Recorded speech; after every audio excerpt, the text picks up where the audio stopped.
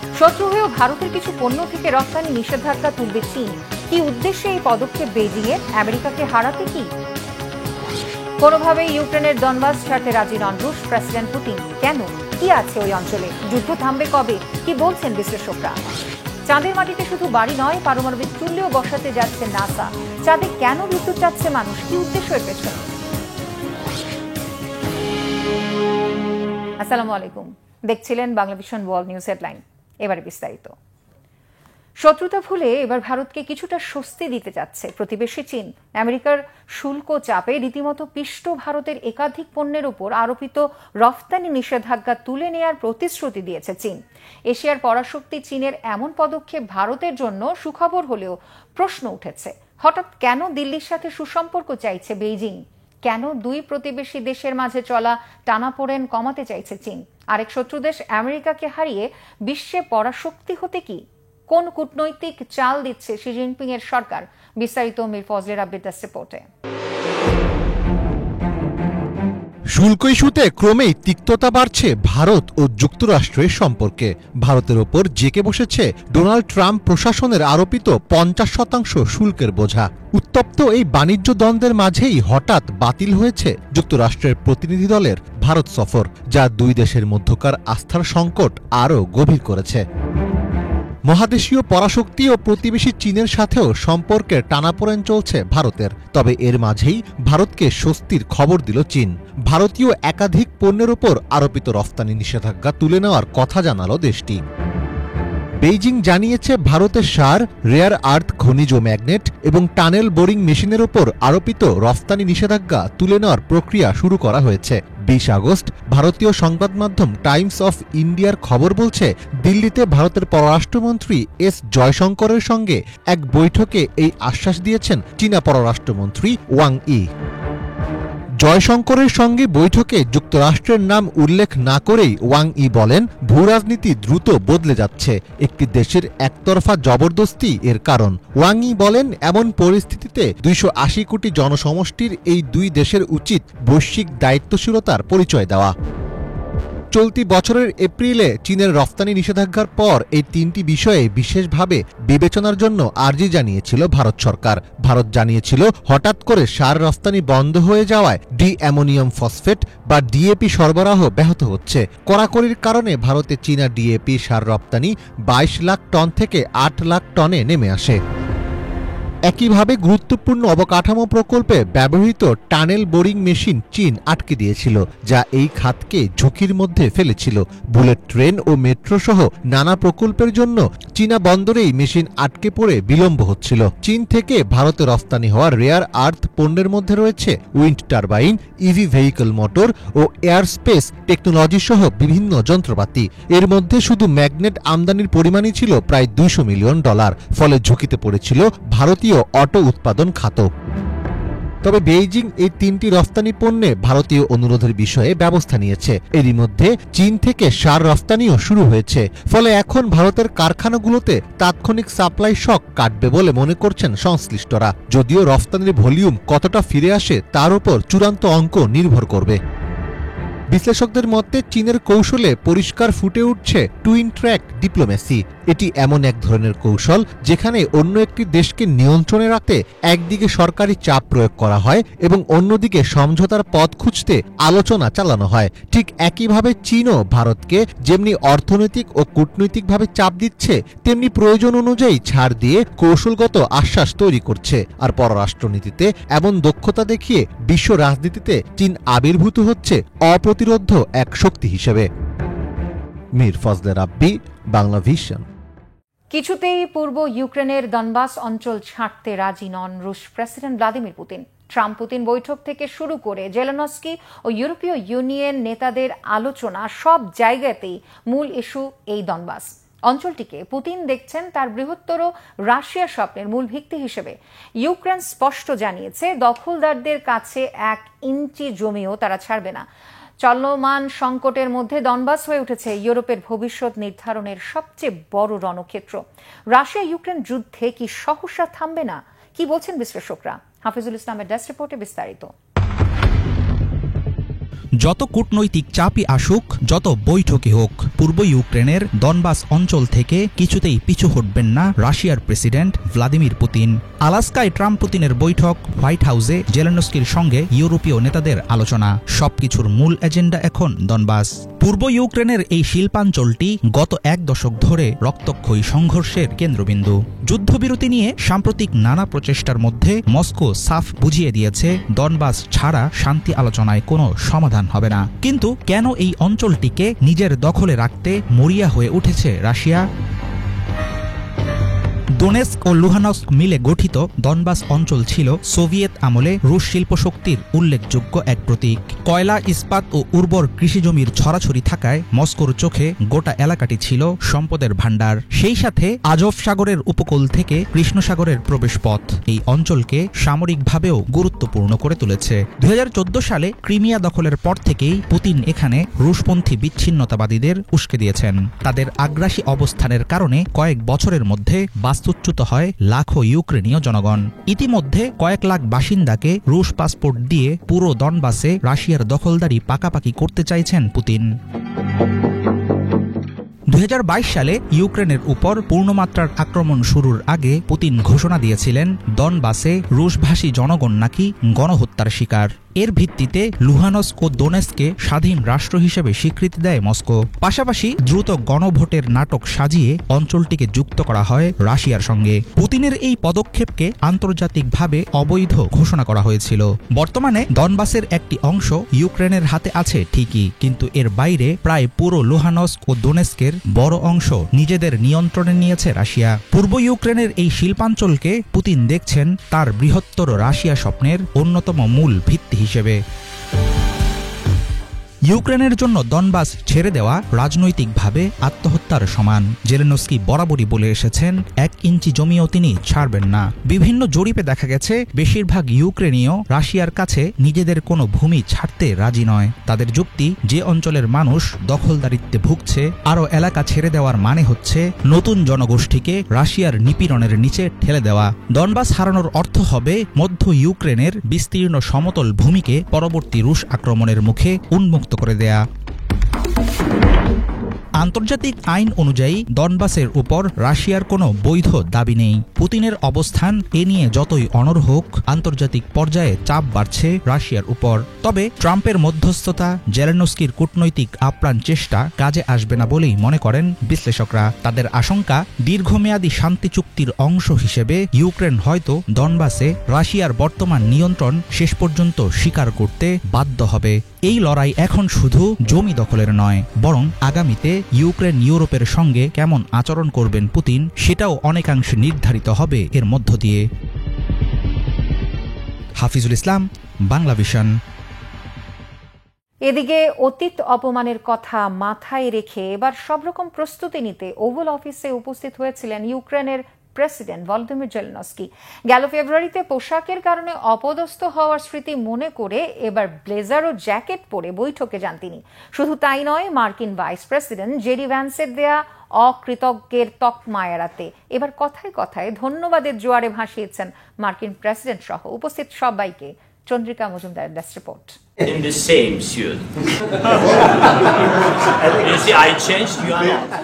কথাই আছে, আগে দর্শনধারী পরে গুণবিচারী। এবার এই প্রবাদের উদাহরণই দিল যেন মার্কিন প্রেসিডেন্ট ডোনাল্ড ট্রাম্প ও ইউক্রেনের প্রেসিডেন্ট ভলোদিমির জেলেনস্কির বৈঠক।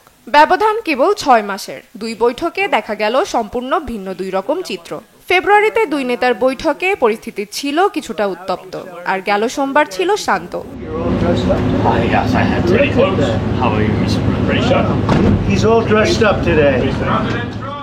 ইউক্রেনে যুদ্ধবিরতি নিয়ে চলতি বছরের ফেব্রুয়ারিতে বৈঠকে বসেন প্রেসিডেন্ট ট্রাম্প ও প্রেসিডেন্ট জেলেনস্কি। তবে সেই বৈঠকের চিত্র খুব একটা সুখকর ছিল না। ওয়াশিংটনের ওভাল অফিসের সেই বৈঠকে ইউক্রেনীয় প্রেসিডেন্ট পরেছিলেন মিলিটারি পোশাক। তার ওই পোশাকে ছিল না আনুষ্ঠানিকতার কোনো ছোঁয়া। Why? Sorry? in this country's office and you refuse to wear a suit, just want to see if you own a suit? Yeah, problems. এমন পোশাকের কারণে বৈঠকে উপস্থিত সাংবাদিক ব্রায়ান গ্লেনের তীব্র সমালোচনার শিকার হন ইউক্রেনের প্রেসিডেন্ট। তাকে উদ্দেশ্য করে সাংবাদিকের প্রশ্ন ছিল, যুক্তরাষ্ট্রের সর্বোচ্চ অফিসে প্রেসিডেন্ট কি স্যুট পরে আসার প্রয়োজন বোধ করেননি, নাকি তার স্যুট নেই? সামরিক পোশাক পরায় তিনি ওভাল অফিসের যথাযথ সম্মান করছেন না বলেও মন্তব্য করেন Brian Glenn. I'm talking about the kind of diplomacy. প্রশ্ন তোলেন মার্কিন ভাইস প্রেসিডেন্ট জেডি ভ্যান্সও। তার অভিযোগ ছিল রাশিয়ার বিরুদ্ধে যুদ্ধে যুক্তরাষ্ট্রের সমর্থনের জন্য যথাযথ কৃতজ্ঞতা প্রকাশ করেননি প্রেসিডেন্ট জেলেনস্কি। আক্রমণাত্মক ছিলেন প্রেসিডেন্ট ট্রাম্পও। চরম অপদস্থ হয়ে সেদিন প্রতিনিধি দলকে নিয়ে না খেয়েই ওভাল অফিস ছাড়তে বাধ্য হন president Zelensky. Because you're in no position to dictate that. That's exactly what you're doing. You're in no position to dictate what we're going to feel. তবে একই ভুল দ্বিতীয়বার করেননি ইউক্রেনের প্রেসিডেন্ট। গেল সোমবার একই বিষয় নিয়ে আলোচনা করতে পুনরায় বৈঠক হয় যুক্তরাষ্ট্র ও ইউক্রেনের। এবার করমর্দন করে বেশ হাসি মুখেই প্রেসিডেন্ট জেলেনস্কিকে ওভাল অফিসে স্বাগত জানান প্রেসিডেন্ট ট্রাম্প। এবারে জেলেনস্কির পরনে ছিল কালো নজরকাড়া ব্লেজার ও জ্যাকেট, যার প্রশংসায় ভাসছিলেন সাংবাদিক ব্রায়ান গ্লেন থেকে শুরু করে মার্কিন প্রেসিডেন্ট ডোনাল্ড ট্রাম্প।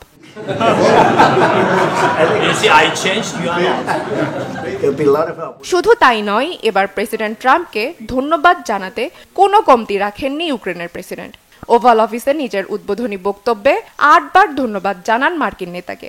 এর মধ্যে 10 সেকেন্ডেই ধন্যবাদ জানান 4 বার।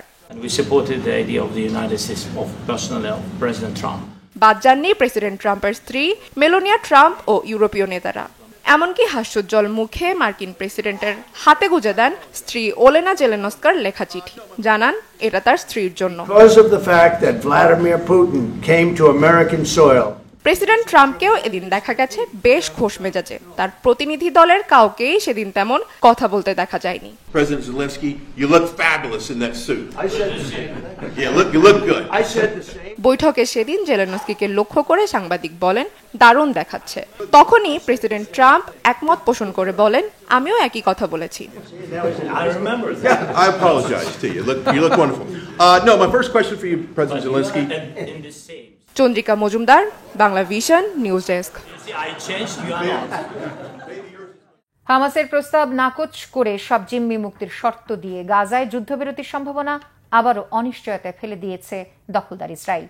এদিকে যুদ্ধবিরতিতে হামাসের রাজি হওয়াকে মার্কিন প্রেসিডেন্ট ডোনাল্ড ট্রাম্পের অবদান বলে দাবি করছে হোয়াইট হাউস। মধ্যস্থতাকারী কাতার আর মিশরের পক্ষ থেকে জানানো হয়েছিল জিম্মি 50 জন ইসরায়েলির মধ্যে 10 জনকে জীবিত আর 18টি লাশ হস্তান্তর করবে ফিলিস্তিনের স্বাধীনতাকামী হামাস। বিনিময়ে ইসরায়েলে বন্দী ফিলিস্তিনিদের মধ্যে 200 জনের মুক্তি আর 2 মাসের যুদ্ধবিরতির শর্ত মানতে হবে। এর সাথে মার্কিন দূত স্টিভ উইটকফের মধ্যস্থতা প্রস্তাবের মিল আছে। আগে এমন প্রস্তাবে ইতিবাচক সাড়া দিলেও এবার নাকচ করেছে প্রায় 75% গাজা ভূখণ্ড দখলে নেয় ইসরায়েল। বলা হচ্ছে যুদ্ধবিরতির জন্য মুক্তি দিতে হবে হামাসের হাতে থাকা সব জিম্মিকে। ধারণা করা হচ্ছে 50 জিম্মির মধ্যে অন্তত 20 জন এখনো জীবিত। হামাসের রাজি হওয়া কোনো কাকতালীয় ঘটনা নয় বলে দাবি করেছে হোয়াইট হাউস। নিয়মিত ব্রিফিংয়ে দাবি করা হয়েছে যুদ্ধবিরতির জন্য সামাজিক মাধ্যমে হুঁশিয়ারি করে ট্রাম্পের স্ট্যাটাসের ধারাবাহিকতায় রাজি হয়েছে হামাস। এগুলো নিয়ে আলোচনা করেছে যুক্তরাষ্ট্র। এদিকে গাজায় হামলার তীব্রতা বাড়িয়েছে ইসরায়েল। বুধবার সকাল পর্যন্ত 24 ঘন্টায় হত্যা করা হচ্ছে 50 জনের বেশি ফিলিস্তিনিকে। গত 22 মাসে প্রায় 19,000 শিশুসহ 62,000-এর বেশি ফিলিস্তিনিকে হত্যা করেছে ইসরায়েল। পৃথিবীর বাইরে বসতি স্থাপনের দিকে আরো এক ধাপ এগিয়ে যাচ্ছে মানুষ। এবার চাঁদে স্থাপন করা হচ্ছে পারমাণবিক চুল্লি। মহাকাশ গবেষণা সংস্থা নাসা ও যুক্তরাষ্ট্রের ডিপার্টমেন্ট অফ এনার্জি যৌথভাবে একটি প্রকল্প হাতে নিয়েছে, যার উদ্দেশ্য হচ্ছে 2030 সালের মধ্যে চাঁদে স্থায়ীভাবে বিদ্যুৎ উৎপাদন যেন অদূর ভবিষ্যতে সেখানে গবেষণা এমনকি বসতি স্থাপনও সহজ হয়। তাহলে কি সত্যি পৃথিবীর গণ্ডি পেরিয়ে মহাকাশে ছড়িয়ে পড়বে মানব সভ্যতা? ডেস্ক রিপোর্টে জানাচ্ছেন ইমরান মাহমুদ।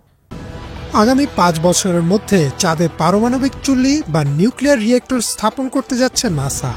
গবেষকরা বলছেন এটি হবে এক নতুন যুগের সূচনা, যা শুধু চাঁদ নয়, ভবিষ্যতে মঙ্গল সহ অন্যান্য গ্রহে মানুষের উপস্থিতি নিশ্চিত করতে সহায়তা করবে। people.com-এর প্রকাশিত তথ্য মতে নাসার লক্ষ্য হল একটি টেকসই শক্তি ব্যবস্থা গড়ে তোলা, যাতে চাঁদে আবাসন গবেষণা এবং শিল্প কার্যক্রম দীর্ঘ সময় চালানো সম্ভব হয়। ভবিষ্যতে চাঁদে বসতি স্থাপন ও বৈজ্ঞানিক গবেষণার পরিকল্পনা রয়েছে বিজ্ঞানীদের, কিন্তু চাঁদের পরিবেশ পৃথিবী থেকে একেবারেই আলাদা। সেখানে দিনের আলো থাকে টানা প্রায় 14 দিন, রাতও থাকে টানা 14 দিন। এত দীর্ঘ সময় অন্ধকারে সৌরশক্তির ব্যবহার কার্যত অসম্ভব। তাছাড়া চাঁদের তাপমাত্রা চরমভাবে ওঠানামা করে, যা যন্ত্রপাতি ও মানুষের জন্য বড় চ্যালেঞ্জ হতে পারে। ওয়ার্ডের বিশ্লেষণ অনুযায়ী এই পরিস্থিতিতে পারমাণবিক শক্তি একমাত্র নির্ভরযোগ্য উৎস, যা নিরবিচ্ছিন্নভাবে বিদ্যুৎ সরবরাহ করতে পারবে। নাসা এবং যুক্তরাষ্ট্রের ডিপার্টমেন্ট অফ এনার্জি যৌথভাবে ফিউশন সারফেস পাওয়ার নামে একটি নতুন প্রকল্প হাতে নিয়েছে। বিবিসির প্রতিবেদনে বলা হয়েছে, এই প্রকল্পে প্রায় 100 কিলোওয়াট শক্তি উৎপাদনক্ষম রিয়েক্টর তৈরি করা হচ্ছে, যা প্রায় 80টি বাড়ির জন্য বিদ্যুৎ সরবরাহ করতে পারবে। এর আগেও নাসা কিলো পাওয়ার নামে একটি ছোট আকারের রিয়েক্টর পরীক্ষামূলকভাবে তৈরি করে, যা সফলও হয়েছিল। নতুন পরিকল্পনায় রিয়েক্টর এমনভাবে বানানো হবে যাতে এটি সহজে চাঁদে নিয়ে যাওয়া যায় এবং বহু বছর ধরে নিরবিচ্ছিন্নভাবে কাজ করতে পারে। একটি পারমাণবিক রিয়েক্টর থাকলে চাঁদে মহাকাশচারীরা অনেক বেশি সময় ধরে কাজ করতে পারবেন। লাইফ সায়েন্সের মতে এটি রোভার, গবেষণাগার, 3D প্রিন্টিং প্রযুক্তি, এমনকি জীবন ধারণের জন্য প্রয়োজনীয় অক্সিজেন উৎপাদন ব্যবস্থাকে সক্রিয় রাখবে। এর পাশাপাশি চাঁদের টেকসই শক্তির উপস্থিতি ভবিষ্যতে মঙ্গল অভিযানের জন্য অভিজ্ঞতা হিসেবে কাজ করবে। একে মহাকাশে উপনিবেশ স্থাপনের প্রথম ধাপ বললেও ভুল হবে না বলে মনে করছেন বিশ্লেষকরা। পরিকল্পনাটিতে বেশ কিছু সীমাবদ্ধতাও রয়েছে। পারমাণবিক উপাদান মহাকাশে পাঠানো সবসময় ঝুঁকিপূর্ণ। লঞ্চিংয়ের সময় কোনো দুর্ঘটনা ঘটলে তা পৃথিবীর জন্যই বিপজ্জনক হতে পারে। সিভিল বিটের মতে রেডিয়েশন এবং নিরাপত্তা নিয়ে আন্তর্জাতিক মহলে এখনও অনেক উদ্বেগ রয়েছে। তাছাড়া আন্তর্জাতিক আইন বা আউটার স্পেস ট্রিটি অনুযায়ী কোনো দেশ চাঁদকে নিজেদের বলে দাবি করতে পারে না। অথচ চাঁদে প্রথম পারমাণবিক রিয়েক্টর স্থাপনকারী দেশ প্রযুক্তিগত ও রাজনৈতিকভাবে সুবিধা পেতে পারে। এ নিয়ে কূটনৈতিক টানাপোড়েন তৈরি হওয়াও অস্বাভাবিক নয়। ওয়াশিংটন পোস্টের প্রতিবেদন অনুযায়ী যদি নাসা এই লক্ষ্য সফলভাবে অর্জন করে, তবে এটি হবে মহাকাশ অভিযানের এক যুগান্তকারী পদক্ষেপ। মানব সভ্যতা প্রথমবারের মতো পৃথিবীর বাইরে টেকসই শক্তি ব্যবস্থা স্থাপন করবে। এর মাধ্যমে ভবিষ্যতে চাঁদের শিল্প, খনিজ আহরণ এবং স্থায়ী উপনিবেশ গড়ে তোলার পথ সুগম হতে পারে। সবচেয়ে বড় কথা, মঙ্গল গ্রহে মানুষের পদচারণার স্বপ্ন বাস্তবায়নে এটি হবে এক অনন্য প্রস্তুতি। ইমরান মাহমুদ, বাংলাভিশন। ভারতের রাজধানী দিল্লিতে নিজ বাসভবনে এক যুবকের থাপ্পড়ের শিকার হন রাজ্যটির বিজেপিপন্থী মুখ্যমন্ত্রী রেখা গুপ্তা। তিনি এখন হাসপাতালে চিকিৎসাধীন অবস্থায় আছেন। আটক করা হয়েছে হামলাকারীকে। বুধবার সকালে জনশুনানি চলাকালে এই ঘটনা ঘটে। 30 থেকে 35 বছর বয়সী এক যুবক ভিড় থেকে উঠে এসে রেখা গুপ্তাকে একটি চিঠি দেয় এবং তারপরই তাকে সজোরে থাপ্পড় মারে। ঘটনার পরপরই অভিযুক্ত যুবককে আটক করে মুখ্যমন্ত্রী নিরাপত্তা কর্মীরা এবং দিল্লি পুলিশের হাতে তুলে দেয়। এই ঘটনার পেছনে রাজনৈতিক ষড়যন্ত্রের সন্দেহ করছে বিজেপি। আক্রমণের পেছনে মদতদাতাদের খুঁজে বের করতে জোর তাগিদ চালাচ্ছে দলটি। দিল্লির প্রাক্তন মুখ্যমন্ত্রী এবং বিরোধী দল আম আদমি পার্টির নেত্রী আতিশি এই হামলার নিন্দা প্রকাশ করেছেন। বলেন, মতবিরোধ ও প্রতিবাদের অধিকার গণতন্ত্রে আছে, কিন্তু হিংসার কোনো স্থান নেই এবং শিগগিরই অপরাধীদের বিরুদ্ধে কঠোরতম ব্যবস্থা নেওয়ার আহ্বান জানিয়েছে দিল্লি পুলিশকে। হামলাকারী রাজেশ সাকরিয়ার মা ভানু জানিয়েছেন, বেওয়ারিশ কুকুরদের ধরে আশ্রয় কেন্দ্রে স্থানান্তরের বিষয়ে সুপ্রিম কোর্টের সাম্প্রতিক রায়ে বিরক্ত ছিল সে। এদিকে ফৌজদারি অপরাধে অভিযুক্ত প্রধানমন্ত্রী সহ নির্বাচিত জনপ্রতিনিধিদের গ্রেফতার আর পদত্যাগে বাধ্য করার আইনি সংশোধনীর প্রস্তাব পেশ করা হয়েছে ভারতের পার্লামেন্টে। একে বিরূপ মনোভাব পোষণ করা রাজ্য সরকারকে ফেলে দিতে বিজেপি ষড়যন্ত্র বলেছেন বিরোধী দলের নেতারা। কিছু ব্যতিক্রম ছাড়া কোনো বিধায়ক বিতর্কিত ঘটনায় অভিযুক্ত হলে দলীয় স্বার্থ বিবেচনায় গ্রেফতারের আগে পদত্যাগের নজির আছে। যদিও দিল্লির সাবেক মুখ্যমন্ত্রী অরবিন্দ কেজরিওয়াল 6 মাস কারাগারে থেকে দায়িত্ব পালন করেছেন। লোকসভায় উপস্থাপিত সংবিধানের 113তম সংশোধনীতে বলা হয়েছে, কোনো জনপ্রতিনিধি ফৌজদারি অপরাধে গ্রেফতারের পর ন্যূনতম 30 দিন কারাবন্দী থাকলে 31তম দিনে সরকারি দায়িত্ব থেকে পদত্যাগ কার্যকর হয়ে যাবে। ক্ষমতাসীন প্রধানমন্ত্রী, মুখ্যমন্ত্রী, গভর্নর, রাজ্যসভা, লোকসভা, বিধানসভার সদস্য ছাড়াও বিশেষ অঞ্চলের প্রশাসনিক পরিষদের বেলায়ও এই বিধান আরোপ করা হবে। এই আইনি সংশোধনী পাশ হলে হত্যা আর বড় দুর্নীতির মতো ফৌজদারি অপরাধের বেলায় ন্যূনতম 5 বছরের কারাদণ্ডের পাশাপাশি নয়া নীতি কার্যকর হবে। একে ভোট চুরিতে ধরা খাওয়া মোদির নয়া চক্রান্ত বলেছেন তৃণমূল কংগ্রেস সাকেত গোখলে, মহুয়া মৈত্রী ছাড়াও আসাদুদ্দিন ওয়াইসি সহ বিরোধী দলের নেতারা। তাদের আশঙ্কা, সংশোধনীটি পাশ হলে বিচার বিভাগকে পাশ কাটিয়ে সিবিআই আর ইডির অপব্যবহার করবে মোদী সরকার, চলবে বিরোধী মতের রাজ্য সরকার উৎখাতের অপচেষ্টা। ভারত ও পাকিস্তানে ভয়াবহ বন্যার কারণে দুর্ভোগে পড়েছে লাখো মানুষ। অপর্যাপ্ত ড্রেনেজ ব্যবস্থার কারণে পরিস্থিতি আরও জটিল হচ্ছে। ভারী বৃষ্টির কারণে ব্যাপক ক্ষয়ক্ষতি ঘটেছে ভারতের মহারাষ্ট্রে। এদিকে পাকিস্তানের সিন্ধু প্রদেশের বিভিন্ন অঞ্চলে প্রবল মৌসুমী বাতাস বইছে। করাচি সহ কয়েকটি শহরে রয়েছে ভারী বৃষ্টি সহ বজ্রপাতের আশঙ্কা। বিস্তারিত ডেস্ক রিপোর্টে। ভারত এবং পাকিস্তানে বন্যার ভয়াবহ প্রভাব দেখা দিয়েছে। প্রকৃতির রোষের মুখে দুর্বিষহ অবস্থায় পড়েছে মানুষ। বন্যার কারণে অত্যন্ত কষ্টে দিন কাটাচ্ছে অঞ্চলের লোকজন। রয়টার্সের তথ্য অনুযায়ী গত 19 আগস্ট ভারতের মহারাষ্ট্রে প্রবল বৃষ্টিপাতের কারণে ব্যাপক ক্ষয়ক্ষতি হয়েছে। কর্তৃপক্ষ জানিয়েছে, পানির তীব্র স্রোত ও বন্যার কারণে কমপক্ষে 4 জন প্রাণ হারিয়েছেন। দেশের অর্থনৈতিক কেন্দ্র মুম্বাইতেও দেখা দিয়েছে ব্যাপক জলাবদ্ধতার সমস্যা। বন্যার কারণে বহু বাড়িঘর ধ্বংস হয়েছে, রাস্তায় নেমে এসেছে মানুষ। আগামী 24 ঘণ্টা রাজ্যের কিছু উপকূলীয় জেলায় বন্যা ও প্রবল বৃষ্টিপাতের সতর্কতা জারি করেছে ভারতের আবহাওয়া বিভাগ। ভারতের মোট বার্ষিক বৃষ্টিপাতের প্রায় 75%ই বর্ষা মৌসুমে হয়ে থাকে। এই বৃষ্টিপাত দেশের কৃষির জন্য অত্যন্ত লাভজনক, কারণ দেশের অর্ধেকের বেশি কৃষি জমিতে সেচের সুবিধা নেই। তবে অতিরিক্ত বৃষ্টি প্রায়ই বন্যা ও জলাবদ্ধতার কারণ হয়ে দাঁড়ায়। অপর্যাপ্ত ড্রেনেজ ব্যবস্থার কারণে এই সমস্যা আরও বৃদ্ধি পায়। ফলে কিছু অঞ্চলে প্রচণ্ড বর্ষণের কারণে ব্যাপক ধ্বংসযজ্ঞ দেখা দেয়। অন্যদিকে পাকিস্তানেও বন্যার ব্যাপক তাণ্ডব চলছে। অচল হয়ে পড়েছে মানুষের জীবন। পাকিস্তানের আঞ্চলিক সরকারের মুখপাত্র জানিয়েছেন, গত 19 আগস্ট করাচিতে তীব্র মৌসুমী বৃষ্টিপাত ও ঝড় হয়েছে। এতে সৃষ্টি হয় ব্যাপক যানজট। বিভিন্ন অঞ্চলে বিচ্ছিন্ন হয়ে পড়ে বিদ্যুৎ।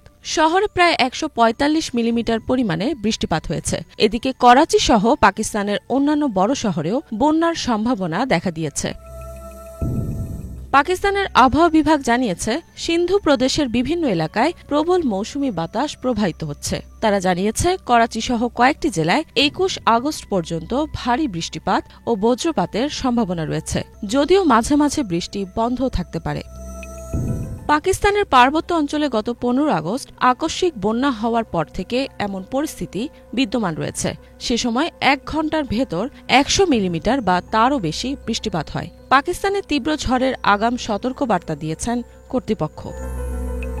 এদিকে বাংলাদেশে বন্যা পূর্বাভাস ও সতর্কীকরণ কেন্দ্র জানিয়েছে, তিস্তা নদীর পানি স্থিতিশীল রয়েছে, তবে পরবর্তী 2 দিনে এটি বৃদ্ধি পেতে পারে। এই সময় তিস্তা নদীর পানি নীলফামারী ও লালমনিরহাট জেলায় সতর্ক সীমায় প্রবাহিত হতে পারে।